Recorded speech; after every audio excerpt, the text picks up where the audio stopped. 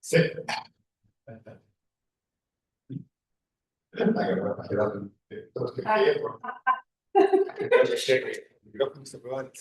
Sí. No lo entiendo. No.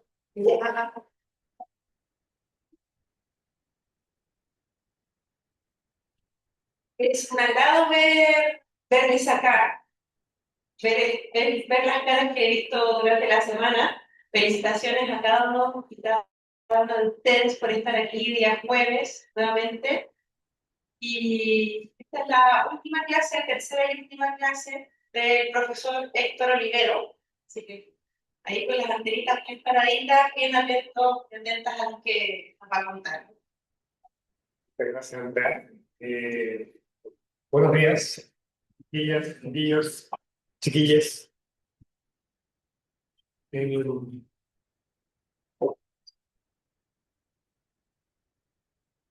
Perdón, es que me quedo un poco más. Lo que pasa es que realmente estoy muy contento de estar con ustedes hoy día. Estoy muy contento de que se hayan atrevido a seguir este curso hasta este punto. Porque, si ustedes me preguntan, la clase de hoy es todo lo que yo quería hacer. Pero pasa mucho en la temática que uno, para poder hacer las partes divertidas, hay que hacer otras partes que a veces son un poquito menos divertidas. ¿Sí? Ustedes son muy chicos, pero en una de esas conocen la leyenda de Aang. ¿Conocen la leyenda de Aang? ¿Sí? Ya, yo soy un gran fanático de la leyenda de Aang. Me encanta, me encanta. Como con mis niños la hemos visto por 5 veces. Y hay un episodio, para los que lo han visto, donde él se tiene que transformar en maestro tierra. ¿Sí? Cuando él todos lo está entrenando. Compañero de hija. Para que vean cómo soy de fanático, ese episodio se llama Trabajo Amargo. Bitter Work. ¿Sí? Trabajo Amargo. Y una de las razones por las que me gusta tanto la leyenda es porque siento que muestra muy bien que si uno quiere progresar, no es fácil.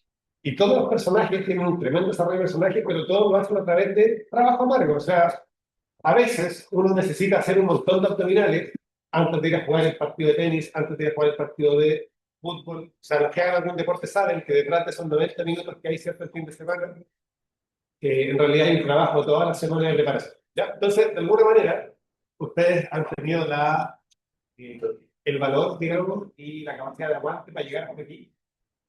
Pero, en mi opinión, eh, lo que vamos a ver hoy día, al menos para mí, es las cosas más bonitas que he visto en matemáticas. ¿Ya? Y eso que yo no me dedico a cosas propiamente tal, digamos, yo soy probabilista. Entonces, estos temas de cardinalidad que tienen que ver quizá un poquito más con álgebra, no los trabajo en el día a día, pero me parece que es quizás de los conceptos más extraordinarios que ha producido la matemática. ¿Ya? Entonces, me gusta partir esta clase con una pequeña historia. Cuando todavía no sabíamos contar, porque hay que entender que como humanidad no hemos sabido contar desde siempre. Los pastores ya necesitaban contar, porque resulta que el pastor salía en la mañana. Imagínense, estamos hablando de unos 10.000 años atrás, estamos dejando de ser cazadores recolectores, ¿cierto? Estamos descubriendo que podemos tener rebaños.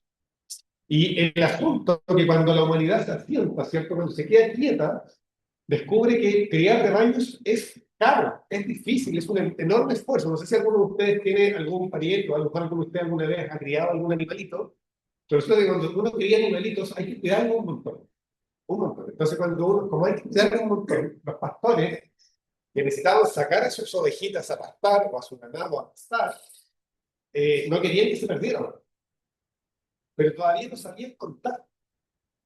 Entonces, en aquella época hubo alguien que dijo, mira, lo que voy a hacer es que cuando yo voy sacando mis ovejitas, o mis vaquitas, o lo que sea, voy a ir poniendo una piedrita en una bolsita.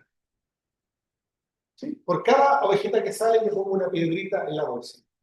Y cuando vuelvo, yo boto una piedrita por cada ovejita que guardo en mi corral.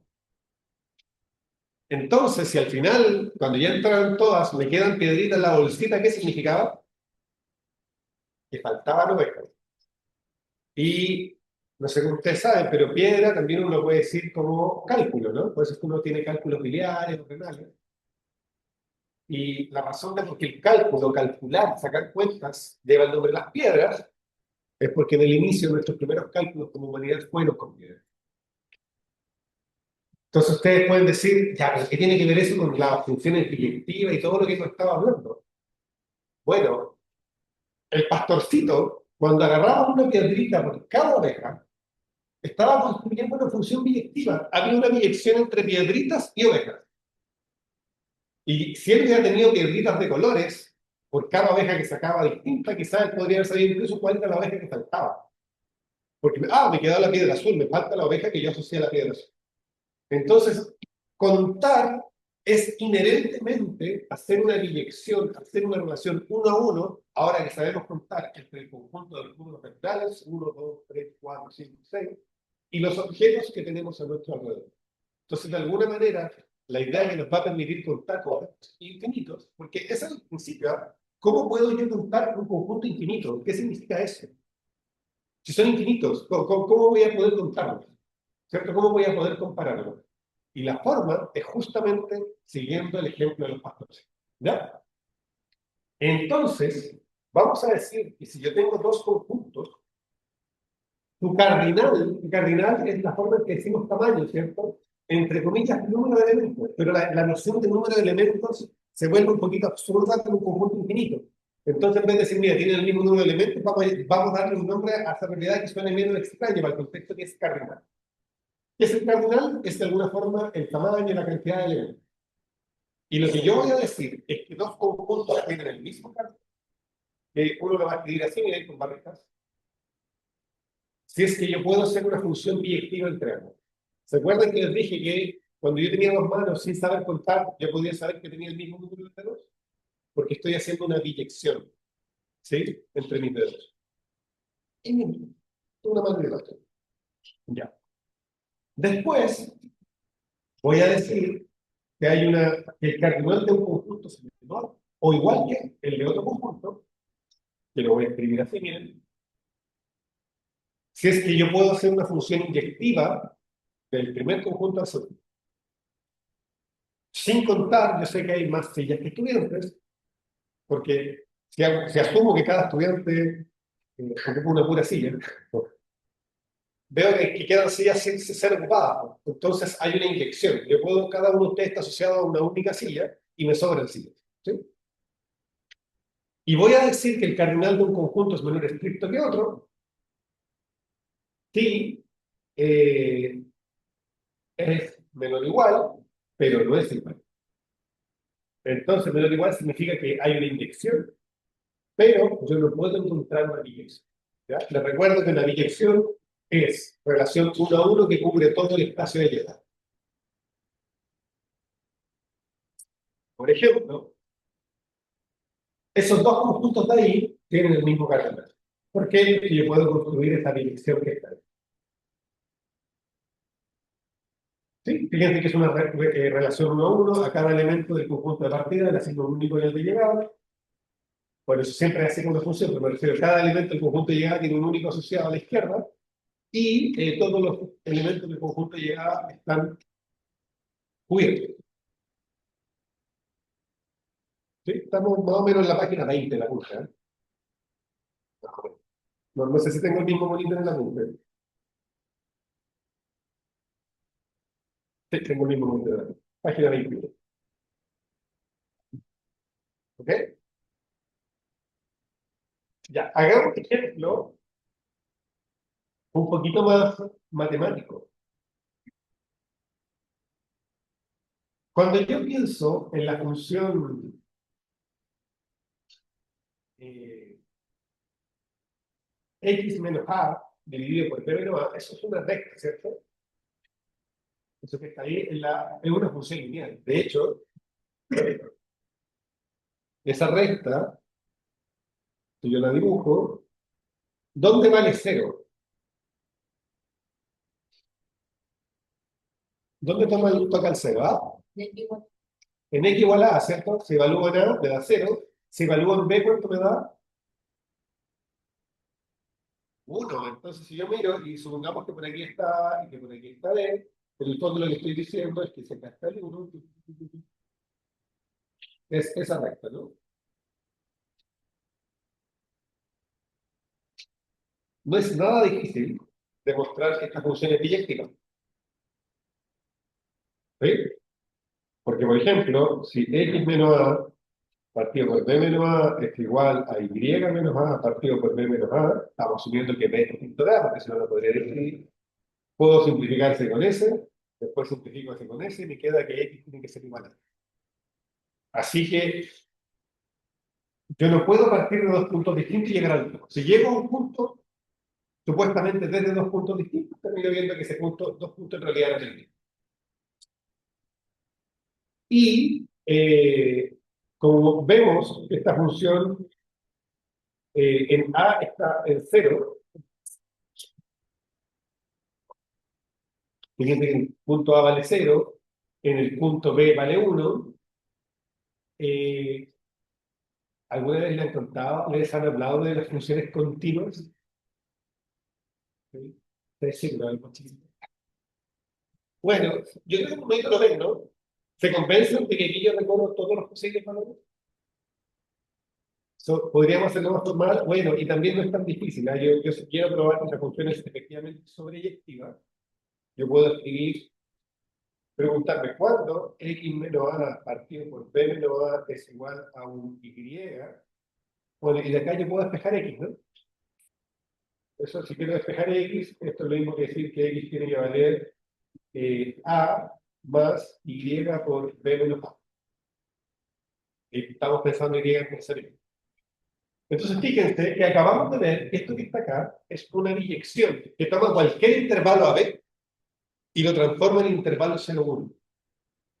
Y eso me dice entonces que cualquier intervalo a b tiene el mismo cardinal que el intervalo 0,1. O sea, uno podría imaginarse que lo que está diciendo es que por cada punto que yo encuentro en el intervalo 0,1, hay un punto en el intervalo a b. Y esto ya debiera ser extraño, porque fíjense que, por ejemplo, el intervalo a b podría ser, supónganse que acá está el 0, acá está el 1. Imagínense que tomamos como a el 0. Y nada nos impide para tomar el b por acá, porque cualquier AB, solamente pido que b sea distinto de a. Entonces, fíjense lo que está diciendo este teorema, está diciendo que de alguna manera aquí tengo la misma cantidad de elementos que en todo esto. Pero ¿cómo? Si este tipo está contenido en este. ¿Cómo va a ser que tiene el mismo número de elementos? Eso es algo completamente distinto al caso de conjuntos finitos. Si yo miro todos los estudiantes de la sala y digo voy a hacer este subconjunto, en un conjunto finito, un subconjunto propio no tiene la misma cantidad de elementos que el conjunto completo.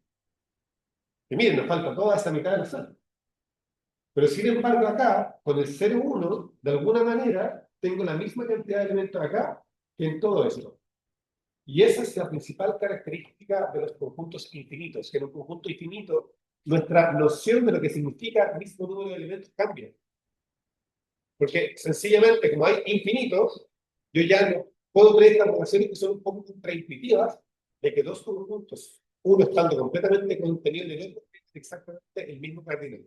Y yo puedo hacer una relación uno a uno entre los elementos que están acá y los elementos que están. ¿Sí? Voy a hacer otro bonito.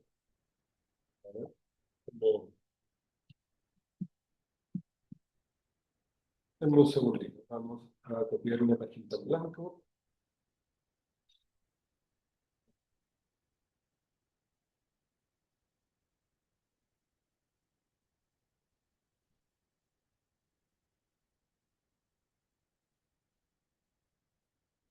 Ok. Hay un monito que uno puede dibujar.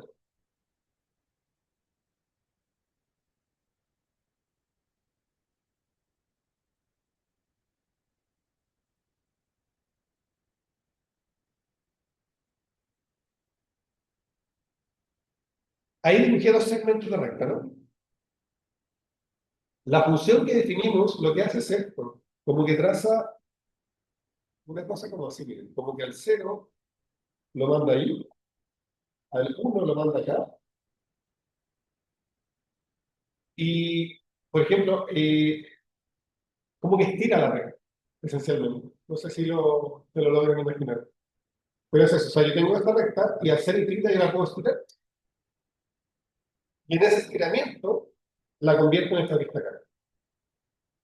Ok. Vamos a decir que un conjunto es finito si esencialmente tiene el mismo cardinal que algún conjunto finito de números naturales. Entonces vamos a decir que tiene cardinal n si es que hay una dirección con 1, 2, 3, 4, 5, 6 hasta n. Hay ciertas eh, proposiciones que satisfacen el cardinal de un conjunto, ciertas propiedades, y que son bien satisfactorias. ¿En qué sentido? En el sentido que son lo que uno espera. Por ejemplo, todo conjunto tiene un cardinal menor o igual que sí mismo. ¿Ya? Eso es como una especie de consistencia. Sería extraño que esto no pasara. Después, hay también una transitividad. El conjunto A, entre comillas, es más pequeño que el conjunto B, y el conjunto B es más pequeño que el conjunto C, entonces el conjunto A es más pequeño que el conjunto C. El punto 3 tiene un nombre, se llama el teorema de Bernstein-Cantor-Schroeder. Yo me imagino que si tiene se llama teorema, y con 3 personas eso les da una pista de que suena algo difícil. La verdad es que sí. Esto no lo podemos demostrar acá. La demostración de esto es bastante dura. Se escapa de lo que podríamos hacer con lo que sabemos hasta acá. A pesar de que es súper esperable. O sea, yo tengo que si A no es más grande que B y B al mismo tiempo no es más grande que A, es lo que ocurre, por ejemplo, con los números. Yo tengo que si X es menor o igual que Y e Y es menor o igual que X, entonces X y Y tienen que ser iguales. Eso mismo ocurre con los cardinales de conjuntos, pero no es para nada fácil de probar. ¿Ya? Es una demostración difícil, pero muy bonita. Después, uno espera que si un conjunto esté contenido en otro, el cardinal del primero no sea más grande que el cardinal del segundo. Y esto de acá es súper interesante y para conjuntos finitos es bastante obvio. Si yo miro todos los conjuntos que puedo armar por un conjunto, esos son más que los elementos que tiene el conjunto. ¿Ok? Entonces, ahora me gustaría probar 1, 2, 4 y 5. ¿Ya? No sé, tal vez probemos 1, 2 y 5, porque igual el tiempo siempre se hace poco. Entonces, lo primero, ¿cómo probamos que todo conjunto tiene un cardinal menor o igual que sí mismo? Y eso es muy sencillo, porque en el fondo, como les decía siempre, vamos a las definiciones. ¿Qué significa que un conjunto tenga un cardinal menor o igual que otro? Bueno, significa que yo puedo hacer una inyección, yo puedo escribir una función inyectiva desde ese conjunto al otro. Chuta, se interrumpió la transmisión. Como...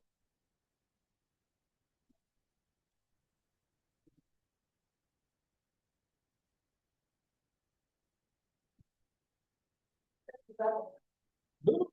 Eh, Se cayó como el compartirlo. Ah, ahí volví. Ya. Entonces les decía, queremos probar que podemos encontrar alguna función de un conjunto A en sí mismo, de modo F inyectiva.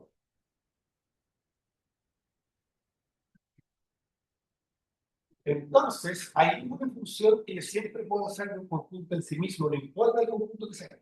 No importa si es un conjunto súper exótico, como el conjunto de las palabras que puedo escribir con ese, pero no como un digamos. ¿Sí? Lo que se le ocurra. Y esa función es lo que se llama la función identidad. Entonces, muy fácil.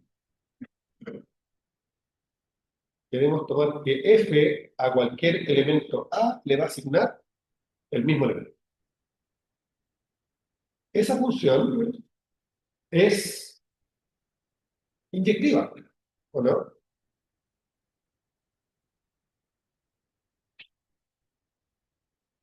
en efecto, ¿qué pasa si f de A es igual a f de B? ¿Qué significa eso? Porque f de A, ¿cuánto vale? Y f de B vale B. O sea, listo, justamente A igual a B, así que efectivamente esta función es inyectiva. Y la condición para poder afirmar que el cardinal de A es más chico que el cardinal de A es que exista al menos una función inyectiva del conjunto en sí mismo. ¿Ya? Listo, tenemos la primera cosa como de sanidad mental. Hay que entender que el cardinal de un conjunto queremos asociarlo a la idea de tamaño. Y mi tamaño no puede ser más grande que mi propio tamaño. Esa es una de las condiciones de los números reales, ¿cierto? El módulo de X siempre es menor o igual que el módulo de X. Ok. Em,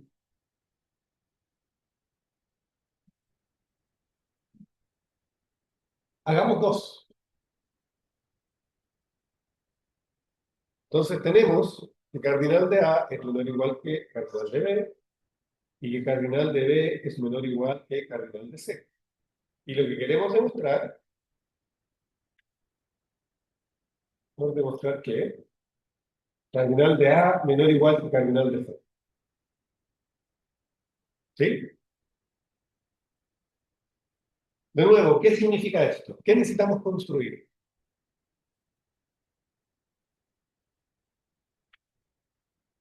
¿Mm? Escuché algo, pero más fuerte que nadie ha sido, que lo diga fuerte con convicción. La salvo se fueron ustedes, ¿no? Ustedes están de observadores silentes. Estamos acá. Definición. ¿Cuándo el cardinal de un conjunto es más chico que el cardinal de otro o menor o igual? Si es que puedo encontrar una función inyectiva de A a C. Entonces la pregunta es, ¿cómo encuentro una función inyectiva de A a C? Y la pregunta en sí mismo es súper difícil porque resulta de que no tengo idea de quién es A y no tengo idea de quién es C. Es para un algo genérico cualquiera, el que sea. ¿Cómo puedo resolver una pregunta así?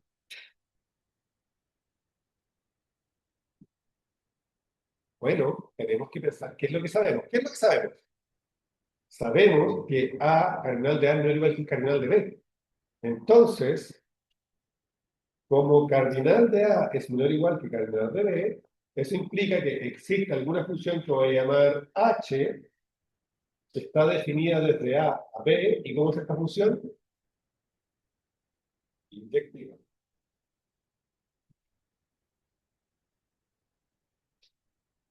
¿Qué más sé? Sé que cardinal de B es menor o igual que cardinal de C. ¿Y eso qué implica? Que existe una función que voy a llamar G, que va de B a C, que es inyectiva.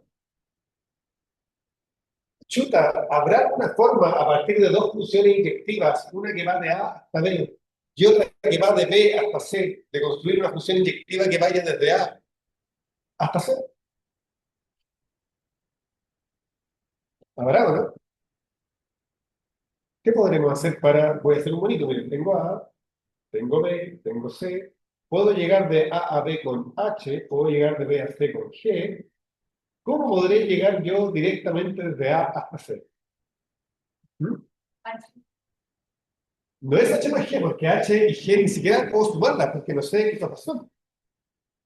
Pero hablamos en máster de que cuando yo no podía sumar las funciones, había algo que sí siempre podía hacer en una situación como esta. Pero tienes toda la razón, compañera, no te preocupes. Queremos agarrar H, queremos agarrar G y combinarlas, pero la forma de combinarlas no era sumarlas, le pusimos un nombre. Vamos, compañero, dígalo. Atrévase. La composición, muy bien, vamos a componer. Y fíjate que yo puedo mandar una flecha que se va a llamar G o H, y a eso le voy a llamar F. Y resulta que vimos que cuando yo componía la función inyectiva, ¿cómo me quedaba la composición? Inyectiva. Pues. Entonces tengo que, ahí encontré mi función inyectiva desde A a C, así que efectivamente el cardinal de A es menor o igual que el cardinal de C. O sea, esta idea de que cuando los conjuntos, entre comillas, van creciendo escalonados, respetan la transibilidad. Muy bien. Ya. Tres les dije que no lo vamos a hacer porque se escapa de lo que logramos hacer todavía. Nos falta más músculo. Teníamos que hacer más abdominales para eso, pero una semana no es suficiente. Ya. El 4 para que se entretengan en su casa. Y el 5 lo vamos a hacer porque el 5 es realmente sorprendente.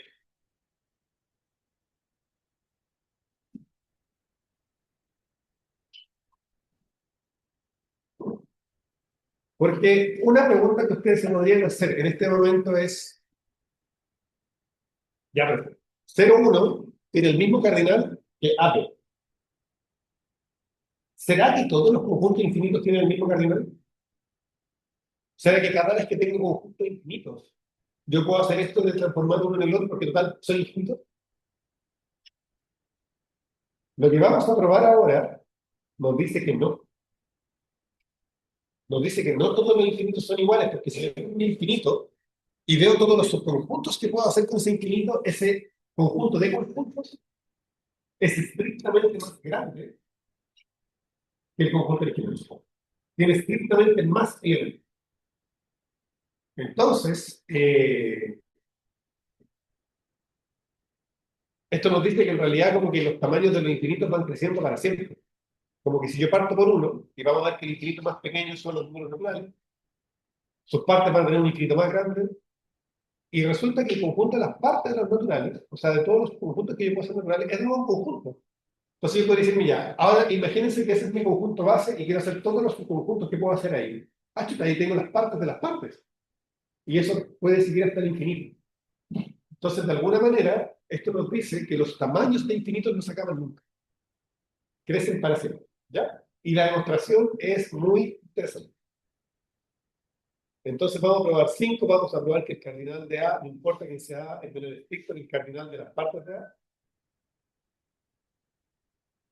Para el caso finito es trivial, porque yo les dije, si tengo n elementos, ¿cuántos conjuntos puedo hacer? 2 a la n, ¿se acuerdan? Y que eso, por eso lo notábamos así. Y 2 a la n es más grande que n, para todo n es más grande que c. Así que en realidad eso no, para el caso finito es sacar la cuenta, ¿no? ¿Alguno de ustedes quedó intrigado cómo sé yo que un conjunto de n elementos tiene 2 a la n de ese conjunto?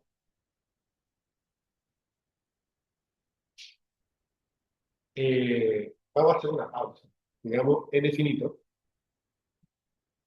un paréntesis en el infinito.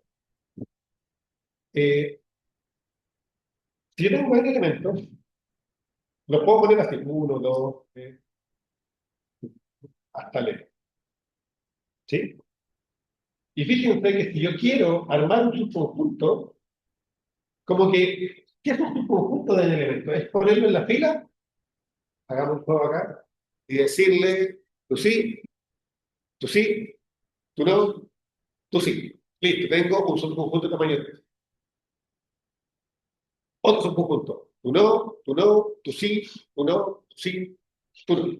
Listo, ahora tengo otro subconjunto de tamaño 3. ¿Se fijan? Entonces, de alguna manera, si yo quiero hacer con un subconjunto, lo que voy a hacer es lo siguiente, voy a colocar acá un cero, un 0 o un 1, para decir si ese elemento está o no en ese subconjunto, un cero o un uno, un cero o un uno, hasta un cero o un 1. Entonces, ¿cuántas alternativas tengo para cada elemento? Dos. O está o no está, ¿cierto? Para este también voy a tener dos. Para este también voy a tener dos. Para este también voy a tener dos. Y como yo sé que están haciendo el curso de prueba, y ahí seguramente viene el principio del sorteo, si yo quiero saber de cuántas formas puedo entonces sacar un subconjunto, va a ser la multiplicación de todos esos dos, ¿no? ¿Y cuántos dos tenía? N. Y si multiplico 2 por sí mismo n veces que obtengo, 2 a la n subconjunto. ¿Sí? Eh, otro. Y pregunta, ¿n es más chico que 2 a la n? Veamos, para n igual 1, me queda 1 menor escrito que 2. Sí. Y a medida que crece n, 2 a la n crece súper rápido y sé que no lo pillan. Ya. Caso finito, ok. ¿Qué pasa ahora si el conjunto es infinito? Y si el conjunto es infinito, chuta, estamos hablando de una cualquiera. Bueno, quiero probar caso infinito, ¿cierto? Yo quiero probar esto, quiero probar que el cardinal de A es menor estricto que el cardinal de A. Bueno, ¿qué significa eso? La definición me dice que esto ocurre si el cardinal de A es menor o igual que el cardinal de las partes de A y el cardinal de A no es igual al cardinal de las partes de A. Entonces tengo dos cosas que igual, porque decir, Charles triple. Quería bajar el volumen que se me suele. Tengo dos cosas que probar, porque fíjense que tengo un i. Entonces, como tengo un i, si quiero que todo eso sea verdadero, necesito que sea verdadero lo primero y lo segundo. Entonces, probemos primero que el cardinal de un conjunto es siempre menor o igual que el cardinal de sus partes, de todos los conjuntos que puedo hacer. ¿Ya? Y esto es súper sencillo, porque de nuevo, no importa quién sea A, hay una función que yo puedo mandar de A en sus conjuntos. Miren, voy a hacer un ejemplo chiquitito. Pensemos que A es A, B y C. Las partes de A van a ser el vacío, A, B, C, etcétera, ¿cierto? Y fíjense que yo podría hacer esta función. La función que a A le asigno el conjunto que solo tiene A. A B le asigno el conjunto que solo tiene B. Y a C le asigno el conjunto que solo tiene C. Esa función es inyectiva. ¿Por qué? Porque fíjense que a elementos distintos le asigna a alguien distinto. Así que ahí tenemos una inyección del conjunto en sus partes, y la verdad es que en el caso general es lo mismo. El caso general, entonces vamos a decir que sea f, la función que va de a sus partes, que al elemento a le asigna el singleton, el conjunto que contiene solamente a. Esa función es inyectiva. Es inyectiva. ¿Por qué? Porque si f de a es igual a f de b, eso significa que el singleton a es igual al singleton b, y dos conjuntos son iguales, sí, solo si todos sus elementos son iguales, ¿cierto? Pues si ambos tienen un solo elemento, lo único que queda es que cada elemento sea igual al otro, ¿no? O sea, yo necesito, para que este conjunto sea igual a este conjunto, que todos los elementos de acá estén acá. ¿Cuál es el único elemento acá? A. Yo necesito que A pertenezca al singleton B. Pero ¿cuáles son todos los elementos que están en el singleton B? B. Entonces lo que estoy diciendo es que A es igual a B. Así que efectivamente, esta función, si yo digo, tiene dos imágenes que son iguales, concluyo que el punto de partida era el mismo. Por lo tanto, es una función inyectiva. ¿Sí? Ya. Ahora queremos, fíjense que tenemos esto acá. Eso está listo. Sabemos que el cardinal de A es menor o igual que el cardinal de las partes de A. ¿Cómo probamos que lo es igual? Y eso es brutal. Porque como yo probé esto de acá, el primer punto lo probé mostrando una inyección. Pero ahora yo quiero probar que no existe ninguna función biyectiva. Chuta, ¿cómo hago yo para demostrar que no existe ninguno que cumpla una propiedad? Eso es súper difícil, es mucho más difícil. Y ahí es donde de nuevo apelamos a lo que se llama una demostración por contradicción. Entonces, vamos a demostrar que no existe ninguna función sobreyectiva desde un conjunto de sus partes. ¿Ya? Entonces vamos a decir, probaremos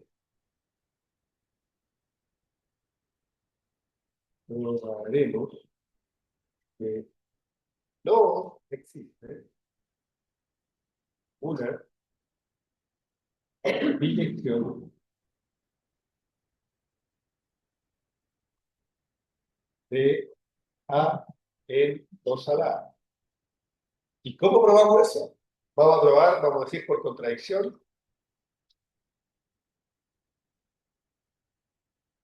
Supongamos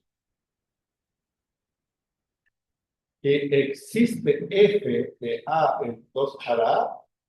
Ni siquiera necesito que sea biyectiva, voy a mostrar que no puede ser sobreyectivo. Porque como para ser biyectivo yo necesito ser inyectivo y sobreyectivo. Si pruebo que no hay ninguna sobreyectiva, obviamente no hay ninguna biyectiva. Es más difícil.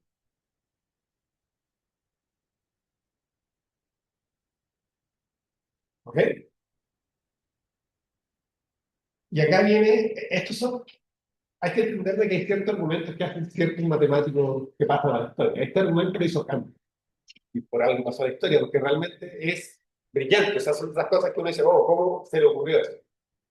Y él dijo, miren, si existe esta función, yo tengo derecho a escribir este conjunto. Voy a escoger un conjunto B, que son todos los elementos de A, que cuando yo calculo su imagen a través de esta función f sobre y, no fueron a parar a su imagen. No pertenecen a su imagen. ¿Por qué esto es importante? Estoy construyendo una función que va de un conjunto a un conjunto de conjuntos. Entonces, para cada X, yo le estoy asociando un saquito. Y me estoy diciendo, ya mira, yo quiero los X que cuando les calculo su imagen, cuando calculo el saquito, no quedaron dentro del saquito. ¿Ok? ¿Se entiende? Ya. Ese conjunto, a ese B, nadie le echa. No hay ningún elemento en A que pueda ir a parar a esa. Eso es lo que vamos a probar. Esa es la contradicción. Entonces, ¿y por qué es una contradicción? Porque estoy diciendo que F es sobreyectiva. Si F fuera sobreyectiva, alguien tendría que pegarle a F. ¿Por qué eso es sobreyectivo? Es que cuando yo miro el conjunto de llegada, a cada elemento de la llegada alguien está pegando. Alguien está llegando a él. Pero este B se queda solo. ¿Ok? Entonces, eh, supongamos que existe algún A que va con una barrita para entender que es uno en particular, que está en A, tal que f de ese A barrita es igual a B. ¿Sí? Ok. Entonces, pregunta, ves un conjunto y cada vez que yo hago un conjunto, si yo me paro acá en la sala y hago cualquier división del curso, por ejemplo, el lado de acá con el lado de acá, para todos ustedes solo hay una opción, o están en el lado de acá o no están, no sé si me entienden. Entonces, cuando yo fijé este B, si efectivamente este A le pega a B, bueno, hay dos casos. Este A barra está en B o no está en B. ¿Están de acuerdo? Entonces vamos a decir, caso 1, A barra pertenece a B. ¿Qué pasa si A barra pertenece a B? Si A barra pertenece a B, eso significa, por definición, fíjense, que A barra no pertenece a F de A barra.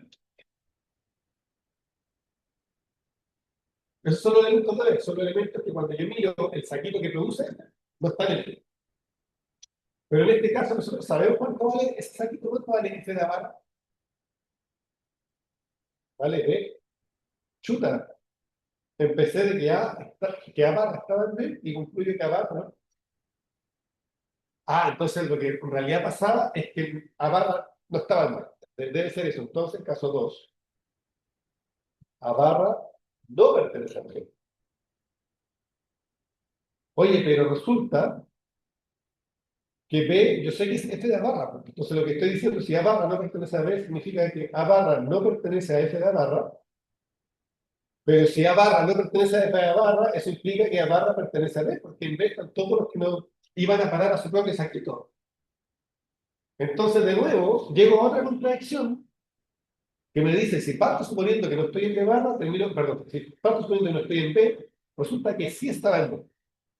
Y es una contradicción. Entonces ahí veo de que si yo supongo que existe alguna función que pueda cubrir todos los conjuntos, hay un subconjunto que me muestra que a él no puede llegar nadie. Porque si hubiera alguien que llegara a él, tendría que estar y no estar en él simultáneamente, y eso no puede ser cierto, porque recuerden que en nuestra lógica las afirmaciones son verdaderas o son falsas.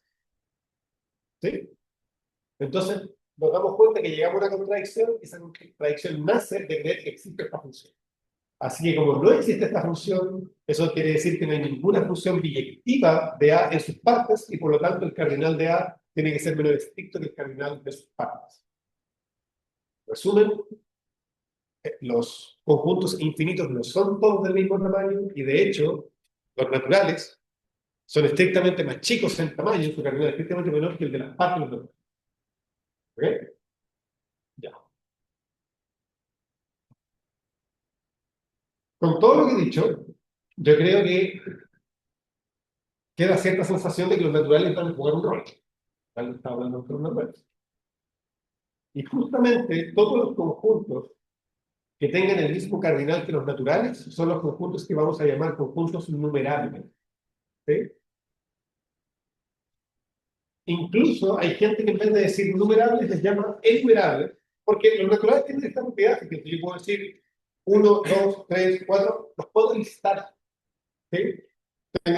Como es una lista infinita, estoy de acuerdo, pero yo puedo creer que si miro los naturales, yo parto del 1, ¿cierto? Y avanzo, y en algún momento puede llegar al natural que ustedes quieran. Yo puedo hacer una lista infinita, pero que los contiene todos. Entonces, cualquier conjunto que tenga el mismo cardinal de los naturales va a ser un conjunto numeral. Primer conjunto que tiene el mismo cardinal de los naturales, Z. Y esto es raro, porque dice, pero ¿cómo? Si resulta que Z es como el doble de los naturales. Bueno, porque son infinitos. Entonces ya vimos que yo tengo un intervalito así, puede tener un intervalo así con el mismo, la misma cantidad de elementos. De la misma manera, Z tiene la misma cantidad que los números naturales. Para probar esto, ¿qué tengo que hacer? Yo necesito probar que existe una biyección, una relación 1 a 1 entre Z y los naturales. Ustedes ya conocen una relación 1 a 1 entre Z y los naturales. Vimos martes, ¿se acuerdan? Y les dije, esta función va a ser importante el jueves.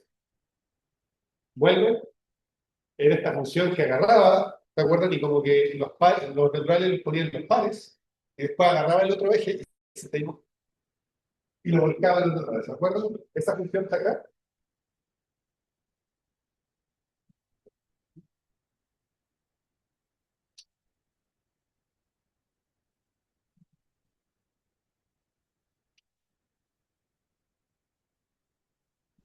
Esa función que está ahí.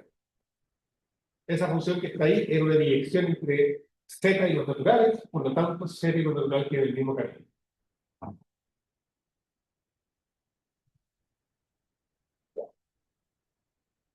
Volvemos al estado.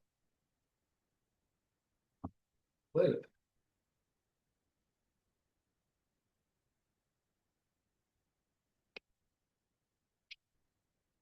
¿ok? Entonces, Nico y escribir la demostración. Ver función de clase A. Eso va a decir. Ver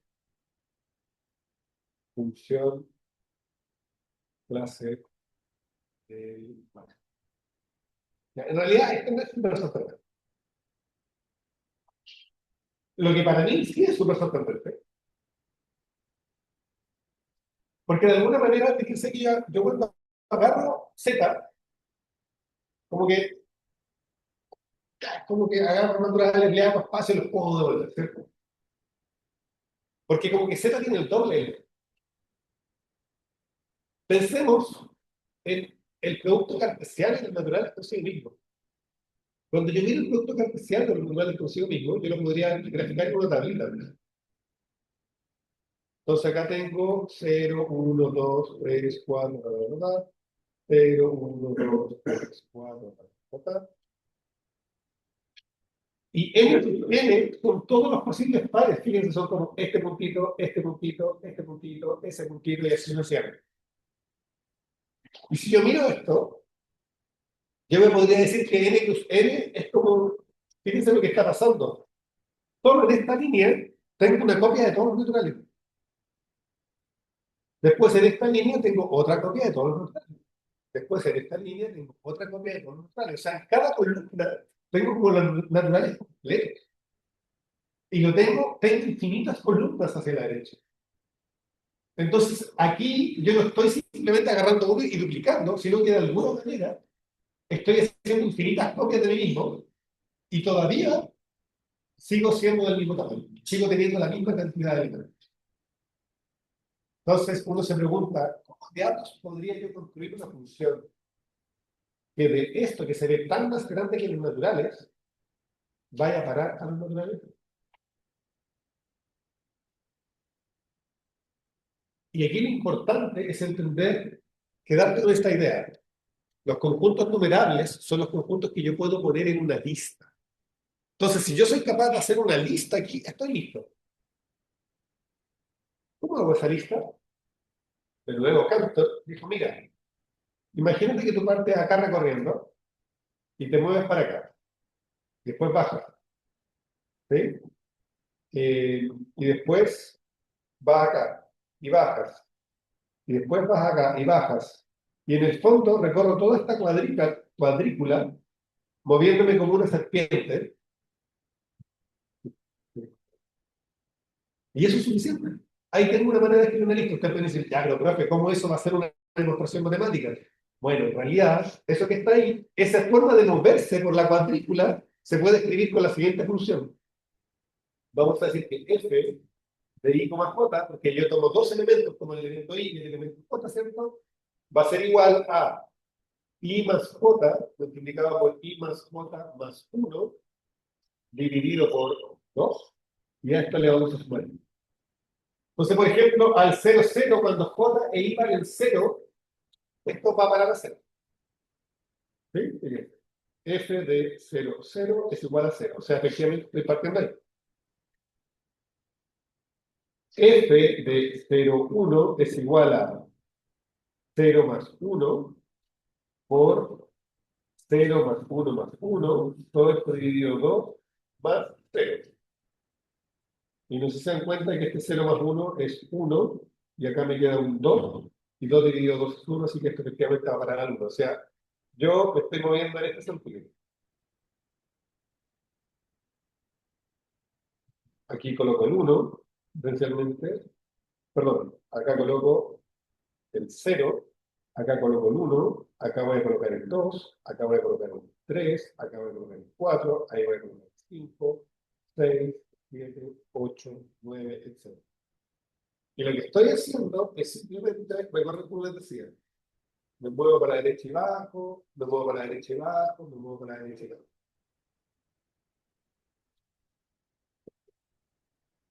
Y esta funcioncita que está acá, ustedes pueden probar que es efectivamente lineal. O sea, si yo tengo que f de i, j es igual a f de k, l, i, j es igual a k, l. Y cualquier número natural se puede escribir de esa manera. Hay un i y un j que hace eso. ¿Ok? ¿Muy difícil? Difícil. Sí, eso es más difícil. Como se me ocurre a mí. Hacer un bracket. ¿Ok? Entonces, hay una forma en que podemos listar todos los elementos que están en el Excel. Corolario. Los números racionales también son corolarios. Y esta a mí, cuando yo era joven, un poquito menos joven que ustedes, y esta a mí me voló la cabeza. ¿Y por qué esto me voló la cabeza? Porque resulta, ya, yo estoy de acuerdo. Yo me decía, mira, ya voy 0, 1, 2, 3, Z. Ya, al final es como que doy una vuelta, de acuerdo. Pero los racionales, entre cada racional hay un racional. Entonces uno tiene la sensación de que Z, si yo miro todos los enteros, hay espacio entre ellos, son un conjunto discreto, están lejos unos de otros al final. Pero, pero los racionales no. Solo en 0, 1 hay infinitos racionales. ¿Cómo va a ser cierto de que esos todavía son modulares? A mí me voló la cabeza. Y la verdad es que es una consecuencia de lo que acabamos de probar. Porque fíjense, resulta que ¿qué es un número racional? No sé si está el compañero que estaba sentado por acá el lunes y dijo, lo que suene, pero bueno, alguien que tome la posta. ¿Qué es un número racional? Es un número que se puede escribir con fracción. Muy bien. Es un número que se puede escribir con fracción. O sea, es un P partido por Q. ¿Cierto? Pero entonces, no sé si están de acuerdo que ese P partido por Q lo podría pensar yo como un pedacito de esta tabla. Por ejemplo, el 1 es un partido. El dos partido por 1. Entonces, resulta que los racionales, si acá yo tengo voy a colocar como 1, 2, 3 hasta 0, 1, 2, 3. Eso es n plus n. Pensemos que el eje horizontal es el denominador, ¿sí? Si el eje horizontal es el denominador, significa que hay una columna que no está, ¿cierto? Hay una columna que yo no voy a tener que es esta. Esa columna no va a estar, no me sigue, porque yo no quiero ningún número dividido por cero. ¿Sí? Pero resulta además que si yo miro este elemento, el 2 partido por 2 es lo mismo que el 1 partido por 1.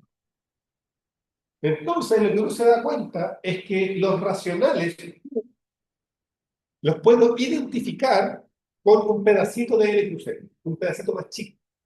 Porque en realidad es como n cruz n menos, primero, toda la columna del cero y todas las representaciones que están repetidas, porque resulta que las fracciones que siempre las quiero pensar representadas en su forma más simplificada, ¿cierto?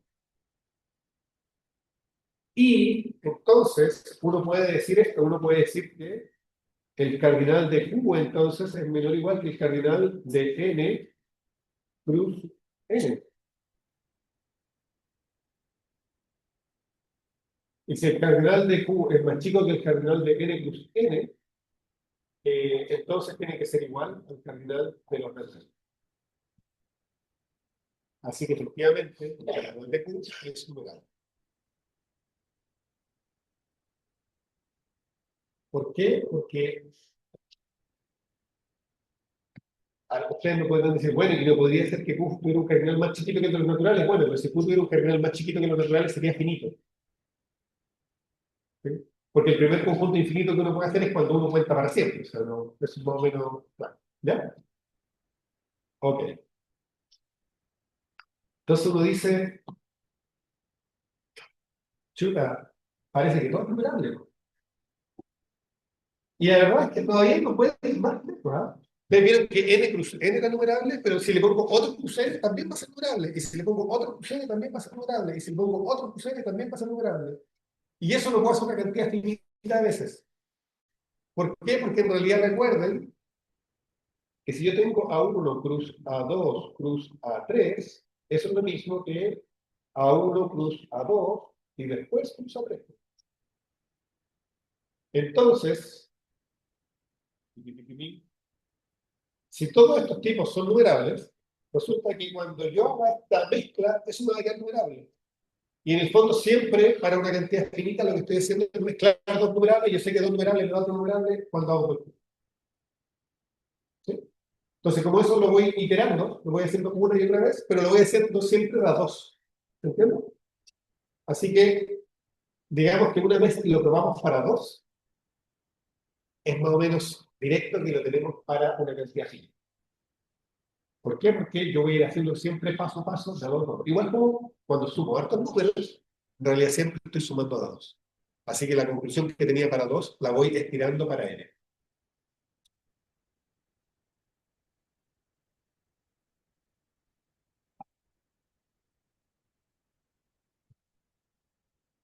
Imagínense que ustedes tienen, antes de saltar esto, ya, pero acá estoy haciendo, fíjense, hasta un n finito, lo estoy haciendo hasta 50, lo estoy haciendo 1000 veces, lo estoy haciendo 1.000.000 de veces, pero esto es lo fundamental. Hay una diferencia sustancial entre finito e infinito. El infinito es algo que no pillamos nunca, como les decía Gerardo ayer. Está allá, no, es vaya. Y es por eso que el infinito no es un número, el infinito es un concepto tan abstracto que los computadores no lo tienen. El computador hace trampa. Cuando el computador dice infinito, en realidad lo que quiere decir es un número más grande del que yo puedo ver. Y como yo puedo ver un número muy grande, le voy a llamar infinito. Pero realmente el concepto de infinito es algo intrínsecamente humano.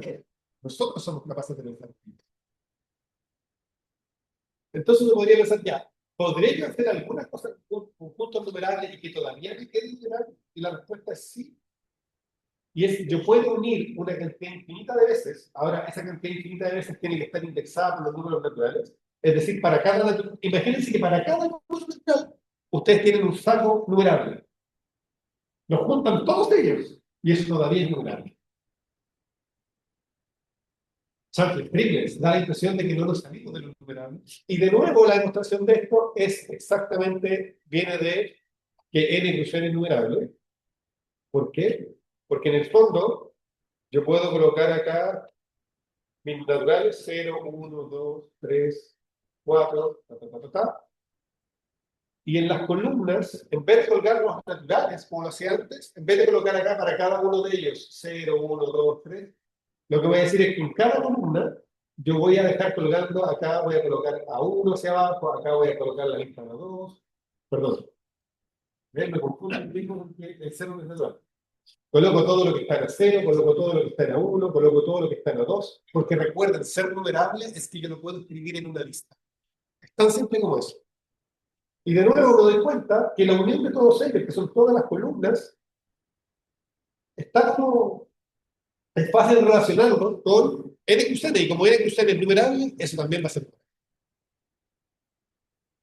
Entonces, la pregunta, ¿hay conjuntos no numerables o todos para ahí? Porque ya me dijo que, no, que sí tenían que haber. Porque sabemos que el cardinal de los naturales es más grande, pero aparte de eso, ¿qué puede haber? Y la respuesta es, bueno, la parte de los naturales es no numerable. Esto ya lo saben, porque ya vimos que las partes de n tienen que tener un cardinal estrictamente más grande que el cardinal de los naturales, así que eso va a ser no numerable. Y esto podemos decir que es consecuencia de teorema de Cantor, que ya lo probamos. Es que hay no numerable, pero hay uno mucho más cercano que es no numerable, que es 0,1. El intervalito 0,1 tiene más elementos que todos los naturales.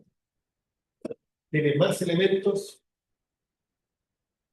que n plus n todas las veces simples que esté. 0,1 es no numerable. 0,1, yo no puedo hacer una lista, no, incluso infinita, porque aquí estamos permitiendo hacer una lista infinita. Pero a cualquier lista infinita que ustedes traten de hacer de 0,1 le va a faltar. Yo les puedo encontrar que no me lo. ¿Sí? Y la demostración también de Cantor es por contradicción. Entonces, supongamos que 0,1 es numerable. Entonces, yo puedo hacer una lista, ¿no? Entonces, obviamente, el primer elemento es el 0, que la pasamos por 0. Y después ustedes van a hacer, no sé, 0,1. Después queremos 0,1. ¿Sí? Imagínense que tienen su lista. Imagínense que ustedes dicen, miren, esta es mi lista completa. Entonces yo les voy a decir, ok, ¿qué pasa con este número? Con un número que yo voy a ir construyendo así. La primera coordenada es 0, porque está entre 0 y 1. Primer valor. Pero después del punto voy a mirar su primer elemento y ahí dice 1. Entonces, como ahí dice 1, yo le voy a colocar 0. Después voy a mirar el segundo de la lista, o el tercero de la lista, y le voy a mirar en su tercera posición, y ahí dice 1. Entonces acá le voy a poner. Y después voy a mirar el cuarto, y voy a mirar la cuarta posición, y si ahí decía 8, voy a poner 7. Y después voy a mirar la quinta posición, y si en la quinta posición decía 9, voy a poner 4. Entonces el número que yo construyo así no puede estar en la lista, porque no puede ser el primero, porque difiere, digamos, que tiene decimales, no puede ser el segundo, porque la primera posición tiene un valor distinto, no puede ser el tercero, y así sucesivamente. Entonces, este elemento que yo construyo no puede estar en la lista. Y usted dice, es que a lo mejor mi lista era mala, entonces voy a hacer otra lista, no importa, a esa otra lista yo voy a construir otro número de la misma forma, cambiándole siempre el valor de una posición, y me doy cuenta de que es imposible hacer una lista que incluya a todos los elementos que hay en 0. Entonces, como 0,1 resulta ser no numerable, y 0,1 está medido en los números reales, eso significa que los números reales ya sabemos que tienen que tener un cardinal mayor o igual que 0,1, por lo tanto los reales tampoco son números. Ya es un corolario, simplemente se sigue de que el cardinal de 0,1 tiene que ser menor o igual que el cardinal de R, entonces el cardinal de 0,1, que sabemos que es más que numerable, eh, implica que R tiene que ser al menos más que numerable. ¿Ok? Así que tenemos que el cardinal de N es menor que el cardinal de R. Eh, pero resulta que yo les conté que por allá, por el 1900, el matemático quizás más importante de la época, David Hilbert, Él dijo, estas son las preguntas que hay que responder para los matemáticos del futuro. Y entre esas preguntas, él dijo, oye, ya, tenemos los naturales, que son nuestro primer conjunto infinito. Y de hecho, Cantor le puso un nombre a ese tamaño, le llamó Aleph cero. ¿Ya? Aleph es la primera letra del alfabeto hebreo. Entonces, Aleph cero es el cardinal de los naturales. Y cuando vio que R era estrictamente más grande, dijo ya, a R le voy a poner Aleph uno. Entonces Hitler preguntó, bueno, ¿será cierto que eso estuvo bien? ¿Será cierto que no hay nada que esté entre medio? Que si queremos pasar desde el cardinal de los naturales, del infinito no numerable, el primer infinito que sigue después no numerable es el de los reales, eso que está ahí es lo que se llama la hipótesis del continuo. De alguna manera, el siguiente paso era este, porque no había nada entre medio. ¿Qué ocurrió? Que por ahí, por el año 40, hubo un gran matemático que se llamó Gödel, y Gödel vino a cambiar el paradigma de cómo entendemos la matemática, porque hasta ese punto se creía que iba a llegar un momento donde podíamos diferenciar todo lo cierto de todo lo falso. Y lo que Gödel en sus trabajos probó fue lo que se llama el teorema de incompletitud, que dice que si yo tengo un sistema axiomático, o sea, estas verdades iniciales, y después le aplico lógica, van a haber siempre propiedades que yo no puedo mostrar que no son ni verdaderas ni falsas. Eso se llama propiedad independiente y eso es lo que le pasa en particular a la hipótesis del continuo. Entonces la respuesta es, ¿existe un conjunto cardinal? La respuesta puede ser sí y no, y eso no altera en nada todo lo demás del edificio. Entonces nos deja en una posición que para los matemáticos yo creo que es muy incómoda de aceptar, de que si queremos hacer matemáticas sofisticadas, porque la condición que pone Gödel es que si yo tengo un sistema axiomático que es lo suficientemente flexible para que existan los números naturales en él, miren qué importantes son los naturales, basta con eso para que en algún minuto aparezca alguna proposición que yo le pueda probar que es cierta. ¿Sí? Entonces, de alguna manera, ahí pueden ver el salto como de paradigma que damos desde pasar de la matemática griega y platónica, donde todo era perfecto, a una matemática que tiene que vivir con su propio completo. ¿Ya? Y citando a Mario Benedetti en un poema que se llama Entrevista, o en realidad se llama Interview, a él le preguntan y explica que en realidad no cree en el infinito, pero por supuesto en eso yo discrepo con. Bueno, muchachas, ha sido un verdadero placer. Espero que les haya gustado.